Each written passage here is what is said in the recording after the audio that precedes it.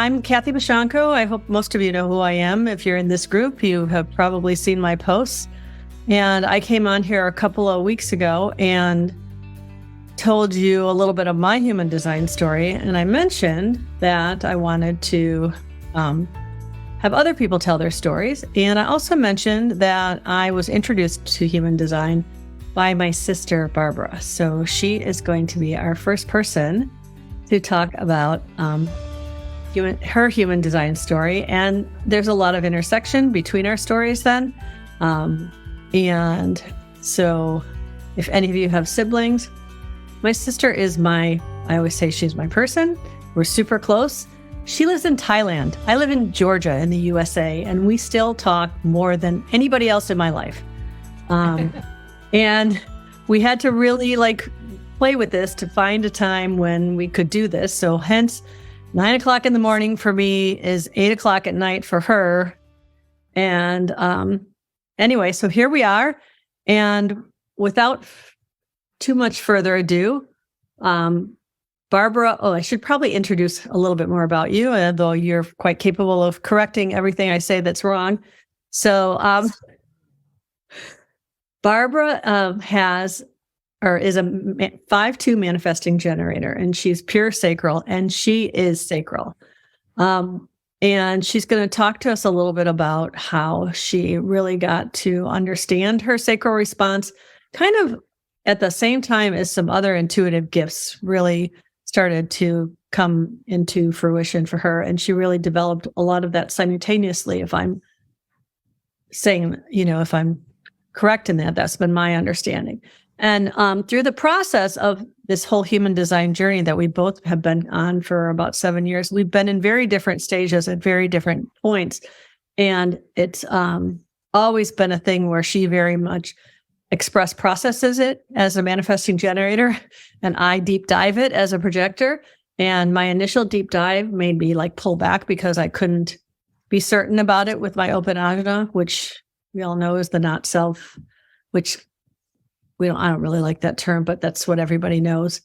But it's the shadow of the open ajna, is this needing to be certain or not being able to accept things. So I couldn't be certain initially. And she has a defined ajna, and she knew what she knew. She's always kind of known what she knows. And I'm talking too much already, so I'm going to let Barbara tell you her version of things and where we've gotten to with it now, to where we're really kind of working together in some really fun, new and exciting ways. So anyway, hi, Barb. Hi. Yeah, wow, where to kick off? Right. I should have left you with a yes/no question to respond to, right? Would you like to tell us more about your would you like to tell us about how you were introduced to human design? Yes, I would. I went to a healing fair here in Thailand, and it was a fun day where you could go and do little taster things. And I had never heard the term human design. And I was like, oh, well, let's find out what that is. And I was there with my oldest daughter, Amy. And I went and had a human design reading. Amy went and had a human design reading. We both came back together and went, wow, that was really cool. Let's do another one, because she said she can look at our connection or look at business connections. So I actually had 2 human design readings that day, but they were 15, 20 minutes. So the woman's name was Antoinette. And I remember when she was doing my reading, she kept looking at my 3024, right, Kathy? Sacral of the throat. No, 2034. 2034. Channel and the sun just moved into gate 20 this morning, so. Cool. And she said, this is the channel of charisma. And I was like, yeah, right. And she said, well, it's unconscious, so you're not really aware of it. And I'm like, no, I'm arguing with her that I'm not a charismatic person. She said, and I knew her, not intimately, but I knew her. And she goes, yeah, you're the person that is at the party that people are going. Oh, that woman over there. And You mean the one dancing on the table? sorry? You mean the one dancing on the table? No. Even when I'm just over there and people are like, and so finally she kind of wore me down. And I said, well, could this have anything to do with why I get in trouble by saying, hi, I'm Barbara. I don't think we've met. And they're like, I went to your house for Thanksgiving. Like, I just understand I do sit down 50-person Thanksgiving dinners and my children invite people at the last minute and everything. Right. But I learned to never say, I don't believe, hi, I'm Barbara. I don't believe we've met, because it happened too many times. My children are mortified. They're like, Mom, you've met them like 4 times.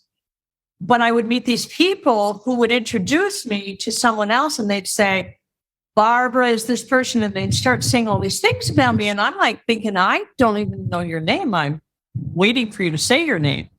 So I asked Antoinette, is that what you're talking about? Because I've always wondered, well, why do people think that we're really good friends? And I don't really, it sounds kind of rude, but I don't really remember their names. But she's like, yes, you make an impression, like people notice you. And I was like, kind of pretty reluctant about it. But the thing that really stood out to me that first day was when she did the reading between Amy and I. And Amy and I had a business together.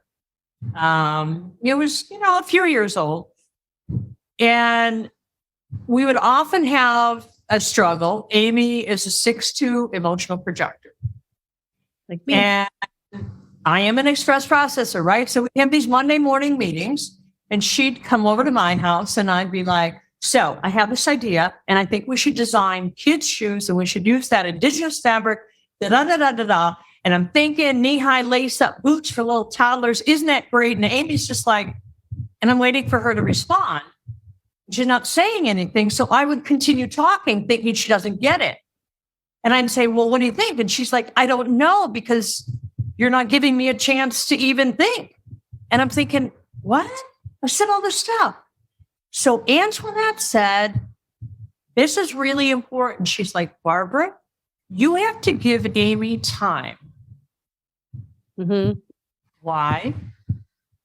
And she's like, this is what will work well. So like, if you want to talk about a new idea on Monday at the meeting, like send me a message on Friday and say, hey, Monday in the meeting, I have a new idea about children's boots that I want to talk to you about.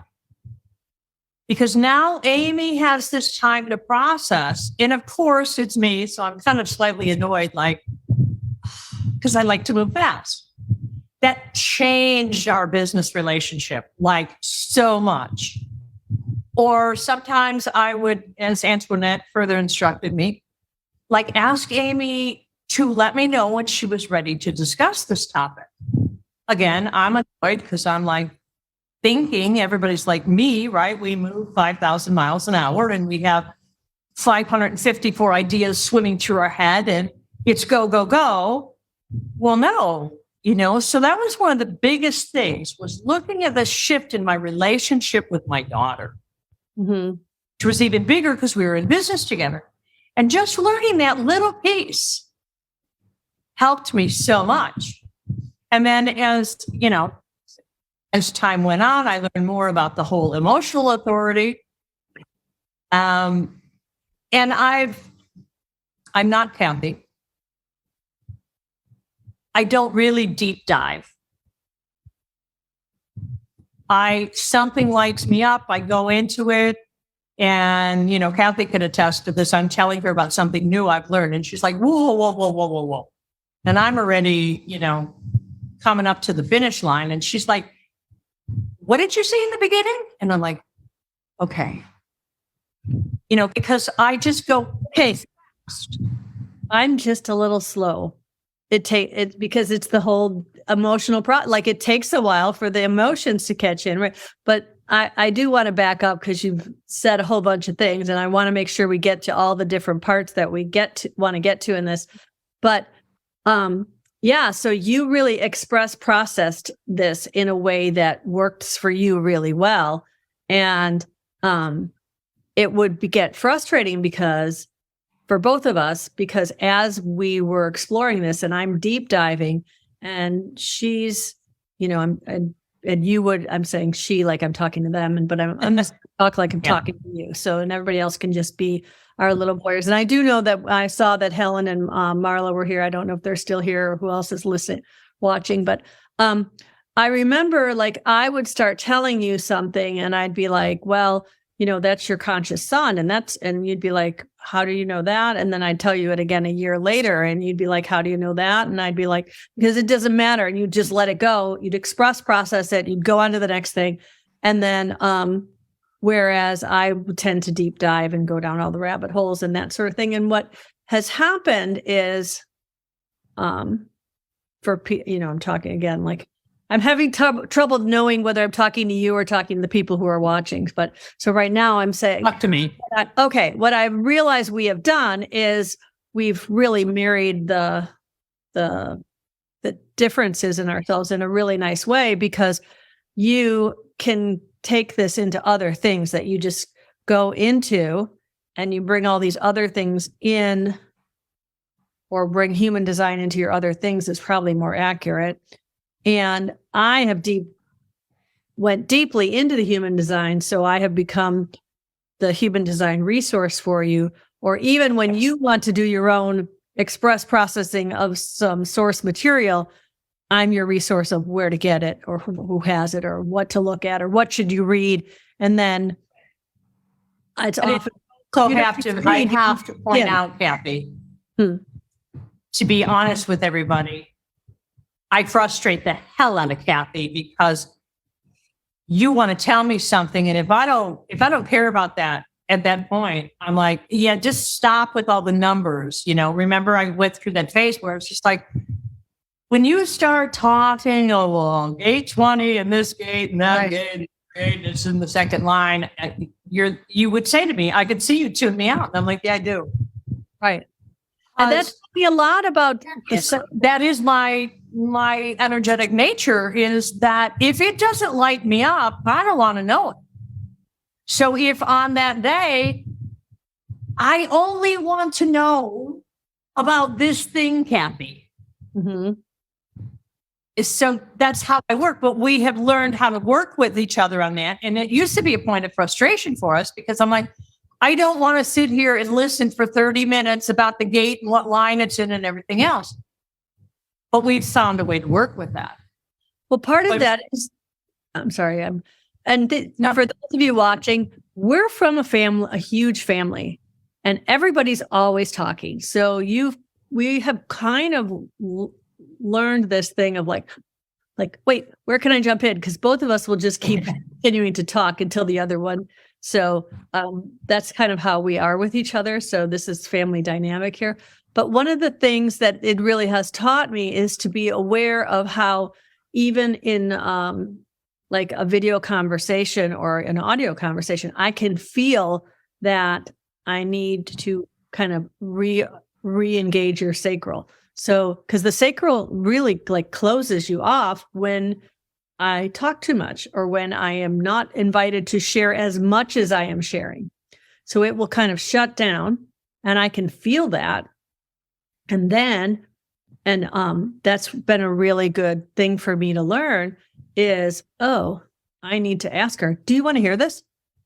No, Kathy, I really don't have time for this. Right? Like I can get that from her.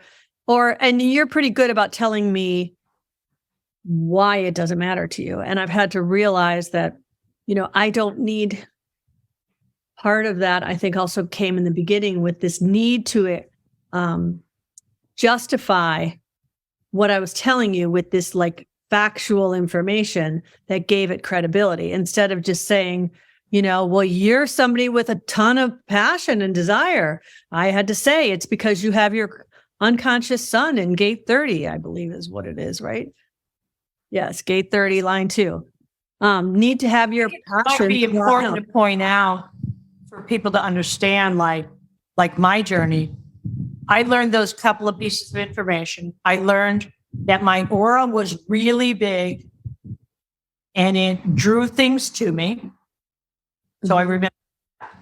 So really, when people talk about strategy and authority, I was like, okay, I've got this big aura. I have this channel of charisma. Not everybody operates like me. Those are the beginning lessons. And I just moved forward. I didn't learn about very specific things. I remember then learning that I had one end of the money channel and my husband had the other end. And that was a point of fascination for a while because that really interplayed with our relationship a lot. When I was not honoring his, I call it the king position, and he was not honoring my huntress position of managing the resources, we had serious marital problems. And that money channel was really helpful in me working through a lot of things with my husband and understanding that. And the other pivotal thing for me, for those watching who don't know that, she's talking about, she has the gate 21 and he had the gate 45. Her husband passed away just a few months ago. So I would add that. But so that's the money line for those of you, because not everyone who's listening is that well versed in those things. Right. And we had a relationship where we had big money and no money, and big money and no money. And when I reflect back on it, I can see how those energies played into that.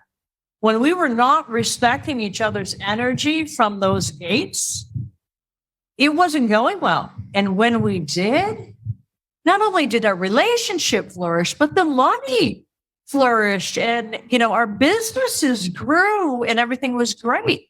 So that was a really big point for me. But that's the way I would approach this, is I'm really interested in this channel here. Don't talk to me about anything else, because that's how I operate. My 3 daughters are all emotional authorities, as Kathy is. What a pain in the neck. Exploration for me. I thought for most of my life that I was a very emotional person. Guess what, guys? I'm not. I was just walking around amplifying all this emotional energy all around me, all these emotional authorities. And I perceived that to be my energy. And when I began to understand, so did everybody else. Yeah. People would have told you, oh yeah, she's emotional, But when I began to understand that I have an undefined solar plexus, I also was never alone my whole life. I, had kids and I, big family and all this stuff. And it really became apparent when my kids went off to university and I was alone for the first time in my life. And I'm like, wow, yeah, this is really evident that I'm just like, get me around my kids, sometimes my sister. And that their emotional energy. So learning how to navigate that was really a good experience. And like Kathy said, her and I had found this great thing because, I don't think she's touched on this at all, but I work with energy. Mm-hmm. I work with people to release their blocks, whether that's trauma energy or stuck energy. I use kind of a combination of applied kinesiology, some shamanic and soul work. And that involves muscle testing. If you don't know what that is, the basic concept is there is the large consciousness, and we are all connected to that large consciousness. Our body is connected to that consciousness. So if I ask, does Kathy have a block in her heart? That goes through this connection, and I'm connected to her through this overriding consciousness, or this, I hate to call it the collective because the collective kind of feels like it's got a little bit of a negative connotation. But I can receive answers about, does Kathy have blocks? So that's muscle testing. And just to understand, I currently do it this way. So this is a yes and this is a no. And I'm telling you that because I worked with my sacral response. And, all the years of what's acceptable and not acceptable in my society, I didn't trust my gifts, my intuition, and everything. So when I'm beginning the muscle test, I'm like, is that really real? When I'm beginning to try and listen to my sacral, I'm like, is that really real? But the two really helped me, embrace both of them. Like, okay, yeah, my sacral is saying yes, and my muscle testing is saying yes, So that really helped my journey with both of those. Mhm. And for a long time now, I've had this quest, this passion. There are so many systems out there, and people are saying, "Oh, my system is the answer. My system is the answer." And I know that no one system is the answer. I know that human design is very powerful and has a lot of really great information. Creating, I sometimes call it a marriage between some of these systems, like what is the best part of this and this and this? And so this is kind of what Kathy was alluding to, that it has been my experience that it can be very difficult to really do the human design journey justice if you have energetic blocks inside of you. I mean, I've worked on myself, I've worked on Kathy, I've worked on family members. Not that long ago, I decided, you know what, I'm just going to ask, do I have blocks in my root center? Do I have blocks in my will center, in my sacral? And I went through all my 9 centers. And then I said, okay, I think it was 2 centers that had blocks, which is my highest priority to look at. And I got that it was the root center. I have an open root center. And so energetically, I went into it and I said, what are the blocks there? And I found old traumas. I found the ancestral energies that had come through me. I found karmic energies. I released those things. So I'm all about, can we put things into alignments? And, you can study the mechanics and the writings and the raw teachings and all of that. And you can do all of that. But if you have a trauma that's stuck in there, it's going to be very difficult for you to embrace the highest expression of your design. And so anyway, that's kind of some of what Kathy and I have begun to work with is how do we take the 2 areas and take the best of both, and how do they work and help each other to help someone move forward?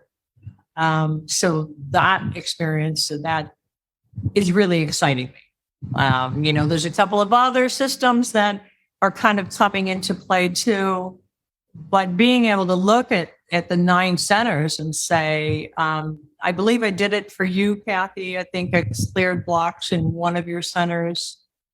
And this is the thing, in full disclosure, Barbara has done so many things. You've done so many things for me. And I have a notebook and I could look it up, but I don't even remember which one now, because once the stuff is gone, it's really just feels like it's gone. And, I don't it's not even like I really think about it. And it's really something where, we've been doing this work together for years, right? It's been this onion of stuff where we'll go through phases where I remember there was a period where I think for a few months, every week, you were helping me and, we were doing releases for me. And then we'd go through phases where, we were talking and processing stuff for you. And I don't do the stuff you do, but you would tell me about the stuff you've gone through. And then I would help you kind of see where to move forward with that energy through how your design operates. And so what we've really been seeing is how there is this really nice kind of marriage between what we do, where Barb will have clients, you get clients that come to you and have all these blocks and you clear them. And then sometimes people are like, this is who I've been my whole life. I've lived my life as this person with these genetic traumas or these childhood things that have messed me up and blocked me for so long. I don't know how I'm supposed to operate. So then when you send them to me and I can help them, some people can just figure it out with their chart. Sure, that's great. But some people need that direction and that help to get out of just, getting caught up in because human design can be another conditioning. when people are just trusting the rules and the labels, it can condition you because you're still not trusting yourself.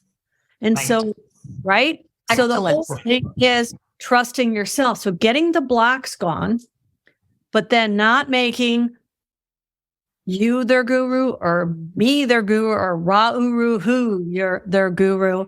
You know, there's such a big thing. And then I'm just going to say in this group, it's called intuitive human design. And the reason I love that name of intuitive human design is because your intuition is yours.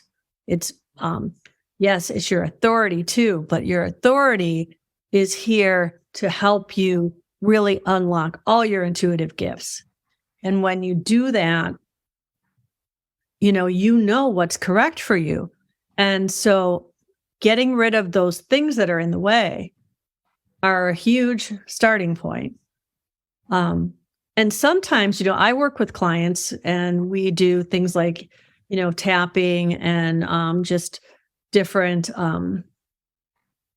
mostly tapping and talking, and we process things. And there are different like little exercises. They'll have people do some mirror work or different affirmations and things like that. And that can really help. But when you're coming into something and you've got some kind of, trauma that came from what was one we had come up with that was like for both of our family, that was, I forget how many 90 generations ago or something that has been passed Yeah. down to women in our, these ancestral energies. Right. Yeah, they can cause, DNA mutations and epigenetic suppression so that your body, your mind, nothing is even functioning as it's intended to because your body really wants to protect you. So it can do a lot of crazy things that affects how you behave, how you think, how your physical body functions, because there's this trauma that happened 18 generations back, and everybody keeps passing it down because they're like, we want to protect everybody. We want to protect everybody. And this thing happened. So we've got to make sure everybody's prepared because this thing might happen again. Well, maybe that thing is so far in ancient history that nothing like that happens anymore, but you're still carrying the energy and your body is still making adjustments. Or your brain, your amygdala, is constantly triggering the fight flight, constantly, which is battering your adrenal glands, which is making you anxious and having panic. And this is all happening because of something that happened 10 generations ago, and you're still carrying the energy. Right. The work that I do can cover all kinds of different scenarios. And once we release that, then your body is like, oh, I feel safe. But sometimes you don't know how to take the next step. The human design is a beautiful system to say, oh, okay, now look at this. Let's approach it this way. This is your authority, or this is this energy. So it really is, in my opinion, a beautiful energy. That it's been really a cool thing. There have been times where I can remember us getting so excited as we would be doing either, whether it be a release that you were doing with me or something where we were talking about something you were doing for yourself or what, for your daughter, Amy, or something, my niece.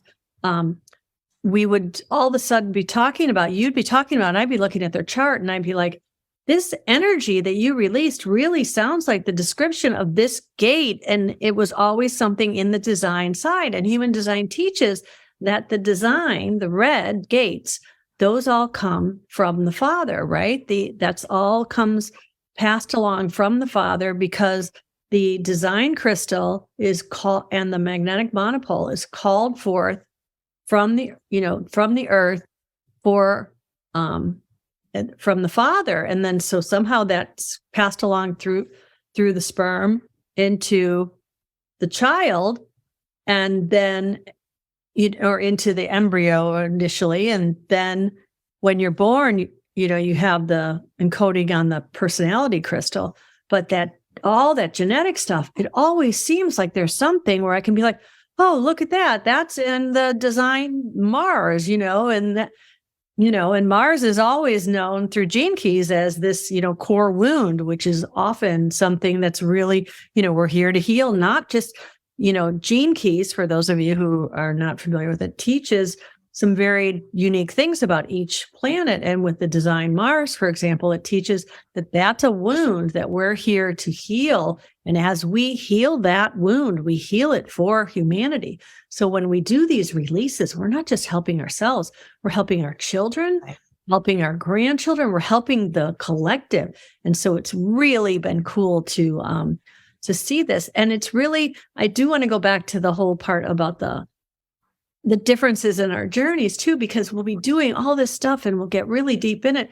And, and you've been able to bring in all these different things and at the same time, and have these great insights, but at the same time, you just really kind of stay, on a much more like even keeled, almost surface level of human design. That's been really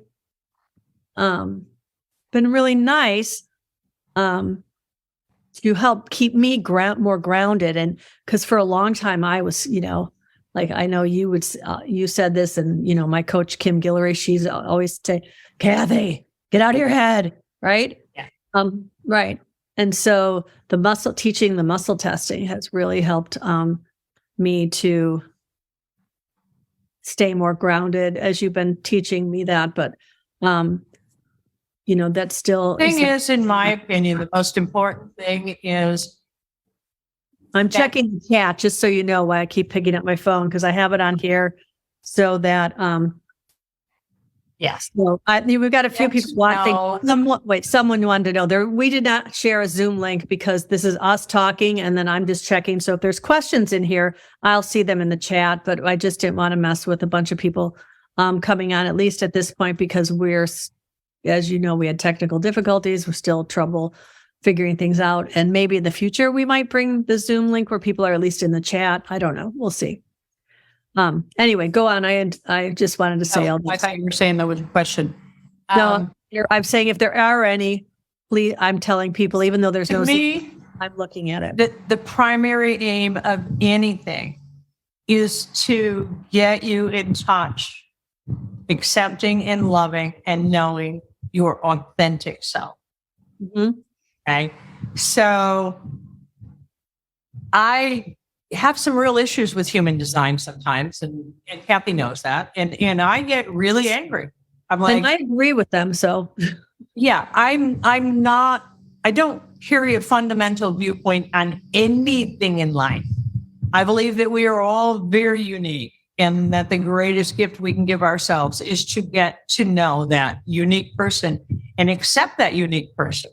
And so the work that I do is trying to get rid of the blocks and things that are keeping us from knowing, loving, and accepting, because that's how we get into flow and we do amazing things in the world. And so when I see a human design discussion that gets into like rules and fundamental things, and and Rob said, I usually bite my tongue and don't comment, but I'm like, Rob said it's an experiment. Mm-hmm. And so you need to see how you feel in it. Right. And I think that viewpoint is what kept me from going into, well, let me learn all the details of this. I learned about me. And then I learned about my children, and I learned about my sister. And sometimes I learn about a client. Sometimes I look at a person and I go, yeah, I see they're probably this. But I just really can't stand that attitude.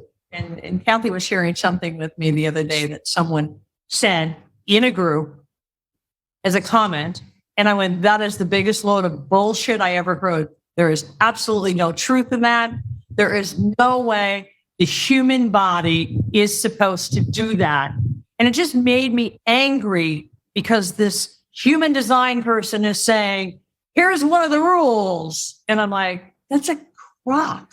Right. Yeah. My body at this point responds to energy. You talk about a bullshit meter. Between my sacral, my intuition, my higher self, all these things, they just light up. And she said that to me, and I was just like, yeah, this is the kind of stuff I hate in some of these groups. So if I could say something to anybody who listens to this, get out of your head, feel your body. Feel your body. Listen to your authority. Back off from the learning. I can tell you about Kathy. She was annoying the heck out of me at one point in this journey because she was so in her head and she was learning and reading and and she was quoting numbers and I was just like, you just do my head in when you do that. And then she relaxed and she let that information begin to integrate into her. Mm-hmm. I saw this beautiful gift emerge from her where she had this intuitive ability. And I said, oh my God, I love this. It's like, you're not quoting a gate. You're saying, well, your environment is mountains, so it might be helpful for you. You're living in an apartment. Go sit by the window. Right. The window and breathe. And I'm like, I love this. This is the kind of stuff that lights me up. This is the kind of stuff that I think is the real beauty of the human design journey is when you learn to try it on and you feel it.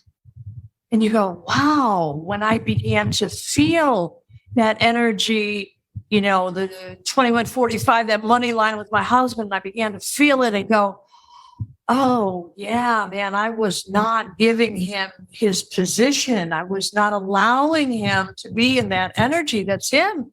And that screwed up our relationship. You were amplifying that gate. You were taking his energy of that gate and you were amplifying it, trying to be it. But I was fighting with him because I didn't feel like he was giving my position as the hunter. Like, I want to manage the resources and you ain't letting me, so I'm not giving you your position. And so then we were broke. Right.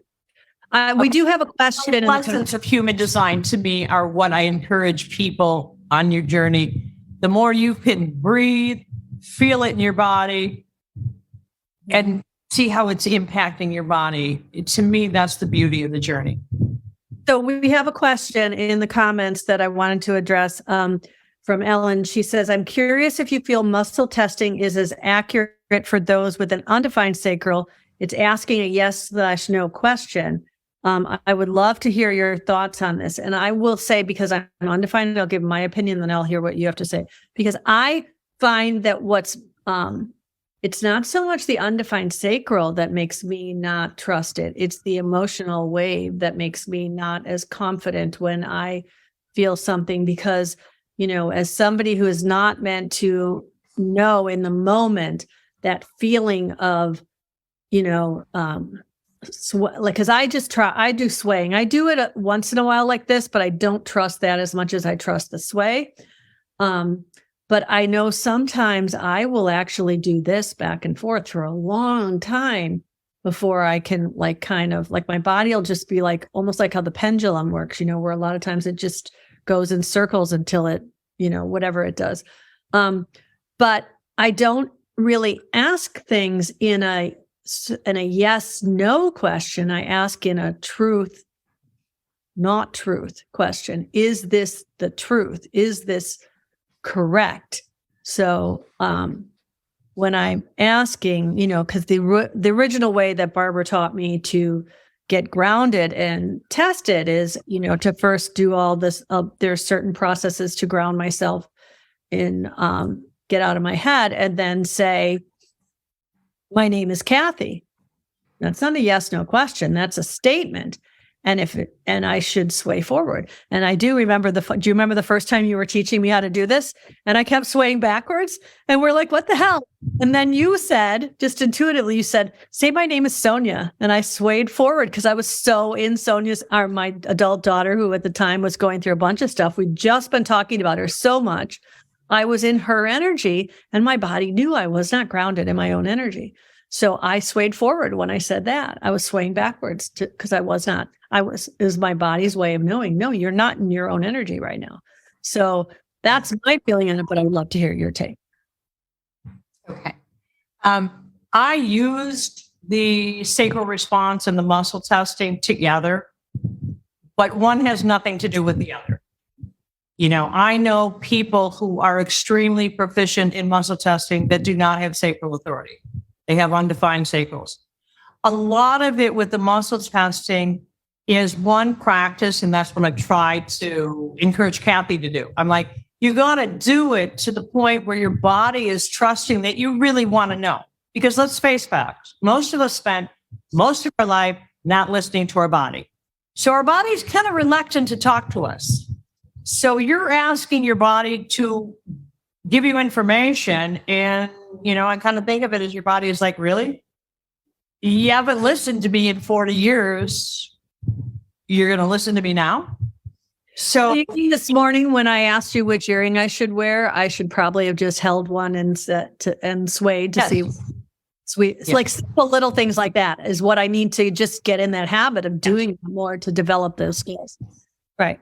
But it doesn't have anything to do with the sacral because it's a level of consciousness. But it definitely has to do with your comfort level, your trusting of yourself, and your embracing your intuition. And, I wasn't where I am today years ago. I was still like, is that, I would ask it like 3 times to make sure I got the same answer.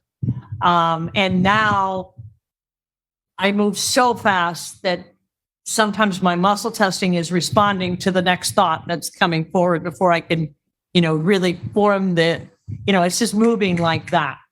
But I'm at a point where I'm very trusting in my higher self, my intuitive abilities, my gifts, my connection to the highest levels of consciousness. But this is something that I've worked with. So yeah, one has nothing to do with the other. And the sacral is a very personal thing, like I feel like the sacral, that's more about me. Amy's on, your daughter's watching. I just saw that. Yes. Just came on. Hi, Amy. Yeah, Amy's back at my house, but that's not okay. Talk about later. Anyway, yeah, so the two are different. I just happen to find a way that helped me embrace my intuition and help me grow that sacral response. Because, like everybody else, I didn't immediately understand that it was okay to go. But then as I started paying attention, I'm like, oh, yeah, I do that.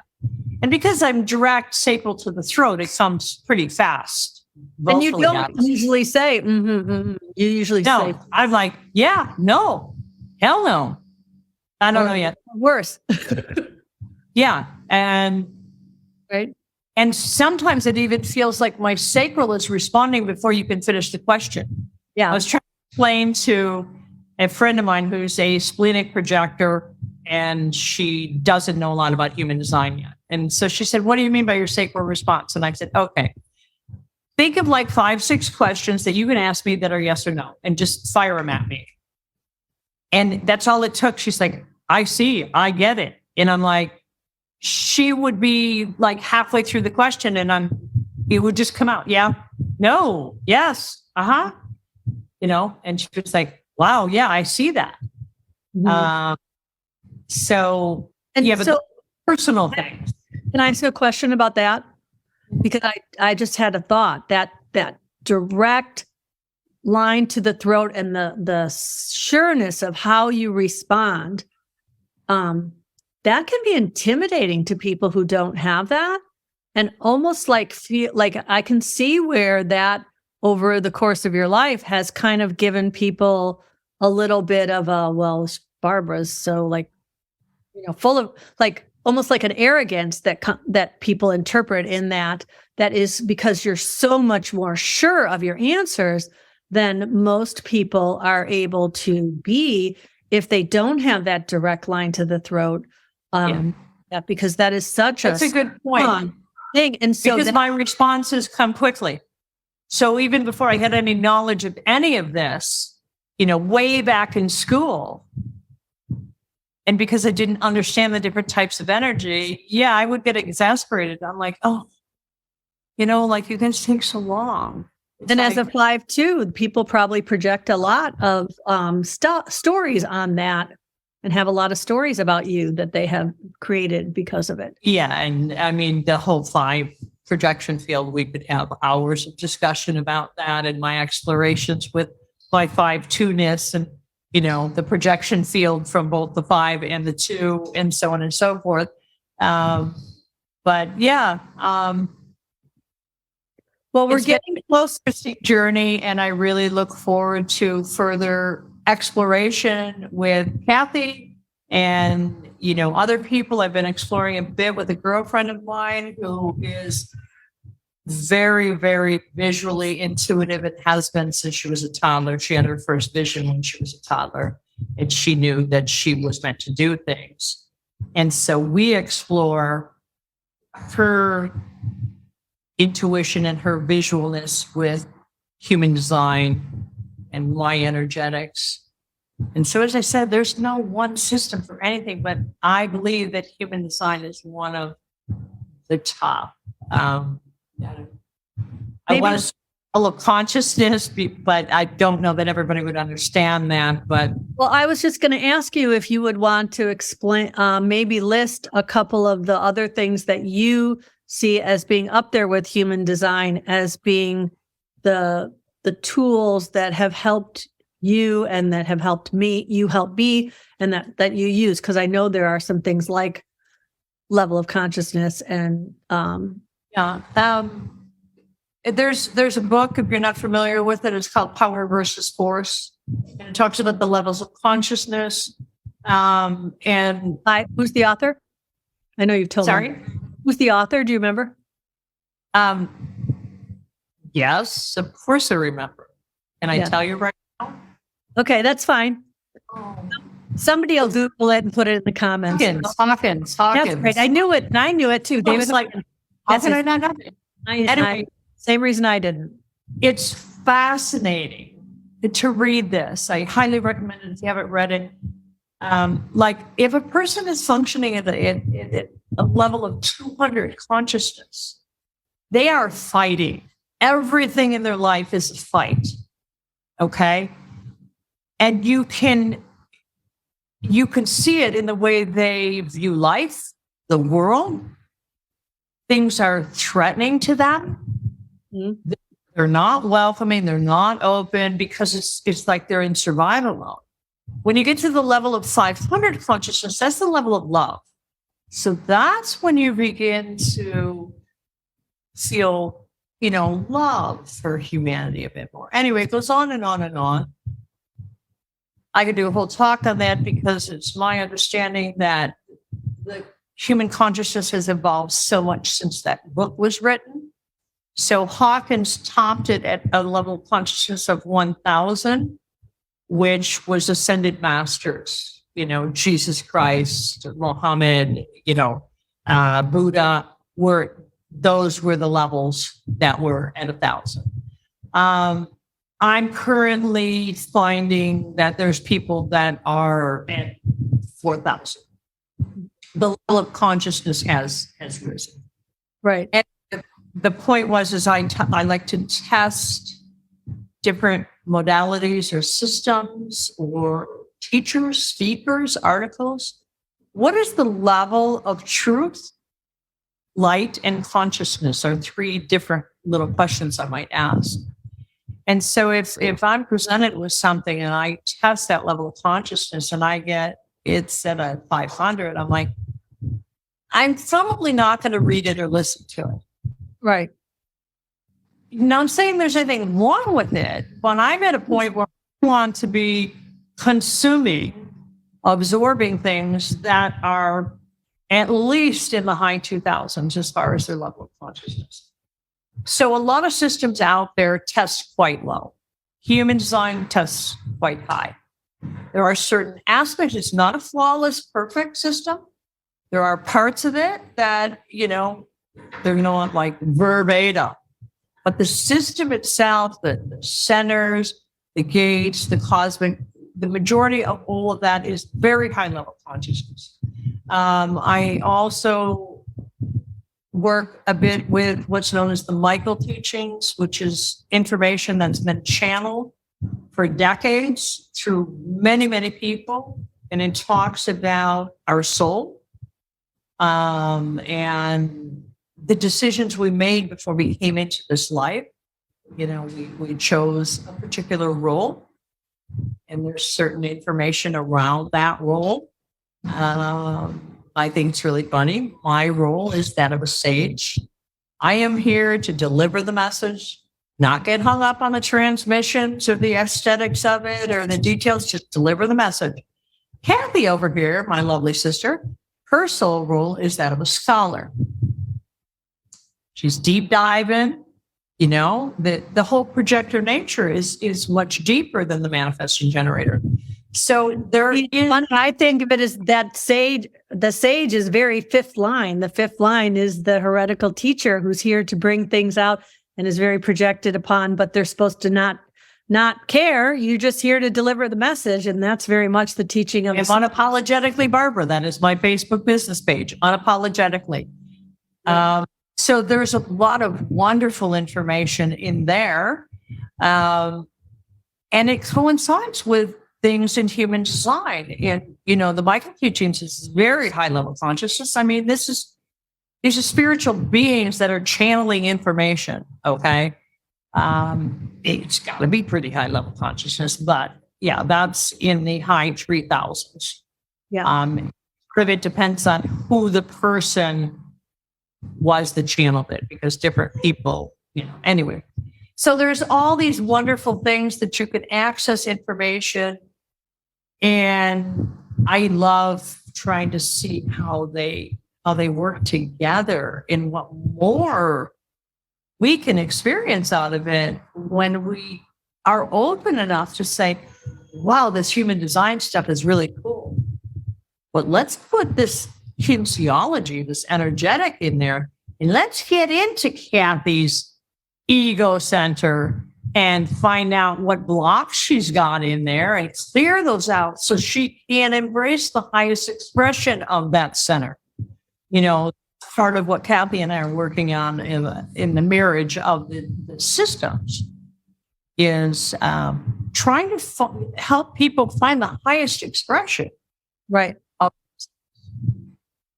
Yeah, and we've been trying to decide which comes first, the chicken or the egg kind of thing. But when we realized it's one of those things, I'm starting to feel like people can really enter it from either direction. Like they can be trying to, you know, live their human design experiment and feeling that they're so stuck. There's so many, like I feel recently, especially, I feel so much pain and just stagnation in some of the human design Facebook group posts that I'm seeing where people are just like, I'm so sick of waiting and when's it going to happen? And there's and I don't mean to belittle their pain and their struggles, right. But, you know, it's like, you know, and for a while I was kind of like that. And then it's like when it changes, when it shifts, it's just like amazing. And like people, especially, I don't know, it's probably that just as extreme for anyone, but I can only speak as a projector. You know, as a projector, when we're in our bitterness, like nobody wants to be anywhere within 100 miles of us, right? They don't want to call us, like nobody, like we're just all alone in our misery because nobody. Right, I have a lot of projectors in my life. She's right. Right? So, and there you just like, and you're so bitter because you're not being recognized. You have all these gifts. Nobody's reaching out. There's no invitations. And you're sitting in that. And even when you try to distract yourself, when you're still in that energy, it's like, you know, like my friend and coach Kim says, it's like an ice pick, right? To the forehead, she says, which doesn't really make you feel really good as a projector, but she's like, it's painful. And so, but then when you realize the only way out is through, and it's by really saying, I know who I am. And this system, which is like the system of human design, can really break a person before it builds you up, because you can look at all these things and you can recognize yourself in all the shadow expressions of everything, right? And then what I see some people do is just see that as this is how I was made and this is how I have to be. But no, as soon as you see yourself in the shadow, that's your cue to know this is where I need to focus, because this is where I'm in the shadow. So now, what is the gift of this? And how do I find this gift? And nobody else can do that for you other than yourself. No coach, no, and I will say they don't help you do it, but you have to do it, is my point. Yes. I believe a lot of times when you see the most bitter for a projector or frustrated for a manifesting generator, when you see that, to me, it's a really great indicator that there's something in there. I think you're comfortable with me sharing the projector needs to be recognized. Oh my gosh. When Kathy and I first began doing energy work together, that's what we were working on so much, is all of this old wounding around not being seen, not being recognized, including generational karmic things, but her childhood and my big sister who used to make me walk behind her. Who tried to smash her toes with a hammer, My other sister. That was... Oh. Okay. No, that's right. She did the hairbrush. You were the hammer. Okay. So, but I didn't really do it. I just threatened her. Right. She just pounded near my feet, and I was like 8, and so, but when we were kids, here's me, this projector wound. I have this manifesting generator sister, 2 manifesting generator sisters walking down the street. And my mom said they had to take me wherever we were going. And Barbara would turn around and be like, "You're too close. Walk further behind. I don't want people to see you with us." Cause she was like 12 and I was like 8, so, so yeah, she has. But the point being that a lot of times when you not recognized. And I was scarred. Right. Kathy did not feel recognized. She had a lot of trauma around not being recognized. And, so to work through that, so that's where I'm saying you can look at the systems. And I think that, she knew that there were issues there, but like having a name for it in human design, it's like bitter. Yes, she was bitter. But I don't think I would have ever thought of that word if it wasn't for human design. But then you begin to recognize, oh yeah, she's feeling really bitter there. Oh yeah.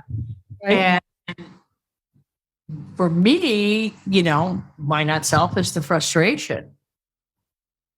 And I don't think I ever labeled it as frustration. I would just get stressed. I'm like, I'm trying to do all this stuff, and it's not working, and people are changing stuff, and they're... Exasperation. I think exasperation is a better term for the manifesting generator, because it has that element of anger in it too. And it's this exasperated with everything, Anyway, we've talked long enough. I don't know what you said. If anybody wants to know anything, I'm happy to answer any questions that come up down the road in the comments or whatever.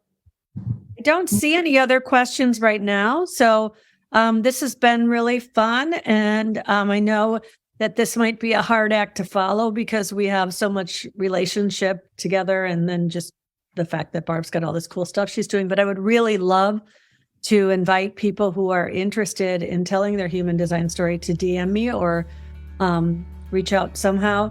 And we can talk about whether or not it feels correct and what we might want to talk about. Like we talked in advance about the fact that we were going to discuss how Barbara has been using all these other modalities in with human design and how we've kind of been working together now more. And so I think everybody knows if they want to find me, they can just find me in the group, or they can go to kathybashanko.com. But if you want to contact Barbara, you can DM her through Facebook, or you can also find her Facebook page is Unapologetically Barbara, which is also your Instagram, correct? Yes. Excuse me, your Instagram page. Right. And then, if you're interested in knowing what modalities she offers, or that if you're interested in any of that sort of stuff, you can reach out to her there as well. I know she does offer work on Fiverr, but I believe you do it without having to go through that as well, right? Yeah. Yeah. If you want to talk about, feeling stuck or blocks or anything like that, you can just DM me. If you want to see, so you can go to Fiverr, you can find me on Fiverr, and you can see reviews and some packages. But really, if you want to do something, if you're part of this group or friends with Kathy or whatever, just DM me for the work. We don't have to go through official routes if you don't want to. Okay. But anyway. All right. Well, thanks. And Love you. I'm going to regroup. I've got a in-person human design class I'm teaching in a couple hours. So, and it's getting late there. So,